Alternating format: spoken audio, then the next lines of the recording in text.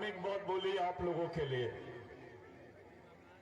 एक बात तो मेरे समझ में नहीं आई कि 5 लोग अंदर हुए, 6 पुतले बैठ गए हैं। अगर 1000 लोग अंदर होंगे तो पूरा मध्य प्रदेश में पुतले ही पुतले दिखेंगे। और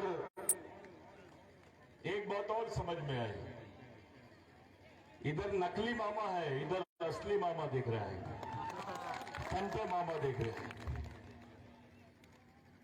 ये जो 6 पुतले हैं, ये क्यों बिठाए गए हैं? इनका आपसे क्या रिश्ता है? इस आदिवासी समाज से इनका क्या रिश्ता है, इसके बारे में जानना जरूरी है। पहली बात तो यह है कि पूरे मध्य प्रदेश में यह पहला मौका है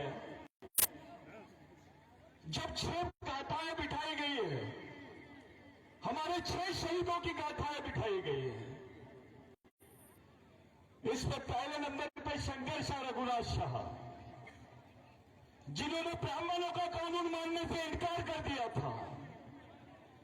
पहले ऐसा था कि राजा आदिवासी और कानून ब्राह्मणों का, मनुवादी। रघुनाथ शाह, शंकर शाह ने बोला कि राज हमारा है तो विचार भी हमारे होना चाहिए, कानून भी हमारा होना चाहिए।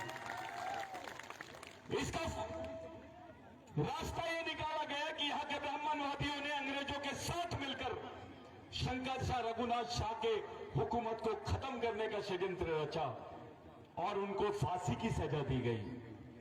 लेकिन साथियों, फांसी में नहीं, इनको फांसी की सजा दी गई, लेकिन फांसी से नहीं लटकाया गया, ताकि यहां का आदिवासी डर जाए।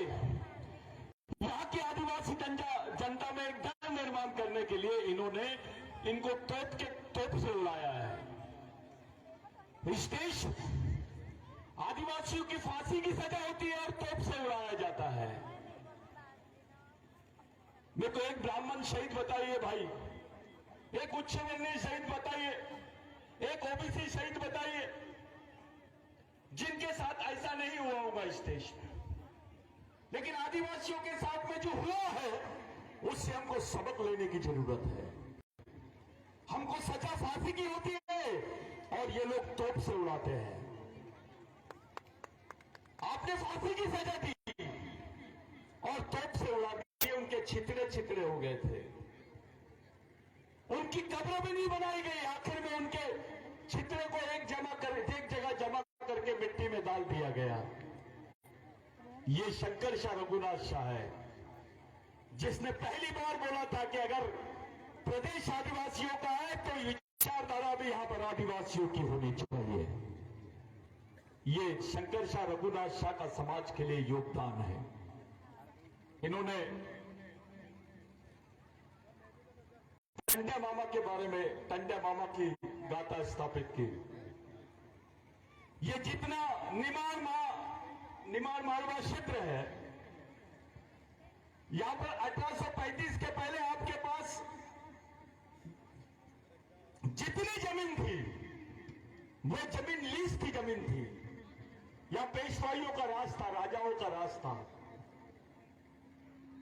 हुकूमत थी। यहां पर एक तरफ मुगल हुकूमत थी, एक तरफ पेशवाई हुकूमत थी और अंग्रेजी हुकूमत भी थी। साथियों, पहले आप लोगों को, हम लोगों को, यानी पूरे आदिवासियों को इस देश में क्रिमिनल ट्राइब बोलते थे। क्रिमिनल ट्राइब का मतलब होता है गुनहगार जमात, जो पैदा होते से गुनहगार होता है, जिसको नौकरियां नहीं है, जिसको सरकारी महकमे में नौकरी नहीं दी जाती थी, जिसको गांव के बाहर रखा जाता था। आदिवासियों के गांव अलग होते थे क्योंकि वो क्रिमिनल ट्राइब थे, वो गुनहगार थे। जब भी आदिवासी किसी शहर में जाता था तो ऐसा आदेश देते थे ये लोग कि उसको मार दो। अगर आपने आदिवासी को मार दिया तो उस पर कोई एफआईआर दर्ज नहीं होगा। ये कानून को खत्म करने वाले भगवान का नाम है टंटा भील। इस कानून के बाद यहां पे जो बैठे कर्मचारी अधिकारी हैं, उनको नौकरियां लगी है, चाहे ओबीसी हो, चाहे एससी हो, माइनॉरिटी हो। आप जाके अपने घर के रिकॉर्ड निकाल लो, आपके जमीन में आपको जमीन मालिक कब से बोला गया है? पहले तो आपको भूधारक बोलते थे। टंट्या भील के आंदोलन के बाद आप भूमालक बने हैं, ये सच्चाई है। टंट्या भील मध्य प्रदेश में वो नाम है जिस नाम की वजह से मध्य प्रदेश की जमीन बची है, मध्य प्रदेश बचा है। ये किसी राजा ने जमीन नहीं दिया आपको।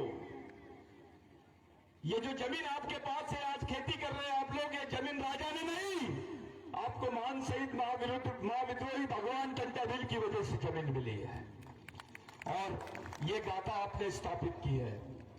टंट्या भील का कर्जा एक आदिवासियों के खून पर है, ओबीसी के खून पर है, दलितों के खून पर है। बाबा साहब को उनकी मां भगवान टंट्या भील के कहानी सुनाती थी। स्वयं डॉक्टर बाबा साहब अंबेडकर बचपन में टंट्या भील बनते थे। टंट्या भील का सबसे ईमानदार सैनिक का नाम है रेंगा कोरकू।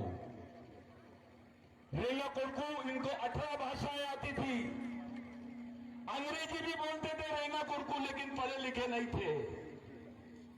इसी रेंगा कोरकू ने भगवान टंट्या भील के पास गया और बोला, भगवान यहां तो आदिवासियों को नौकरियां मिल ही नहीं सकती, ये तो क्रिमिनल ट्राइब बोलते हैं, आदिवासियों को गुनहगार जमात बोलते हैं।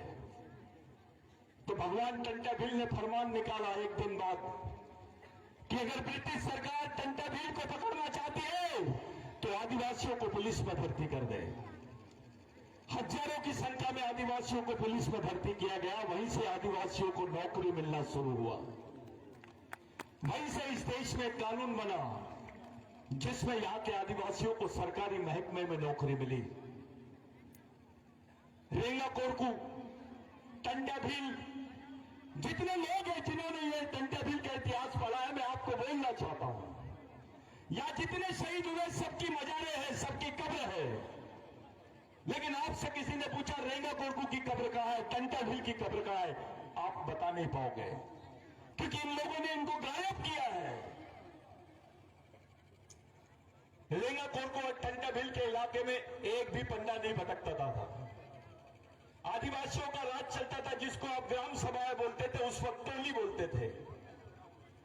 1 लाख टोलियों को एक समय से चलाते थे टंट्या भील, इसलिए उनको भगवान बोलते थे।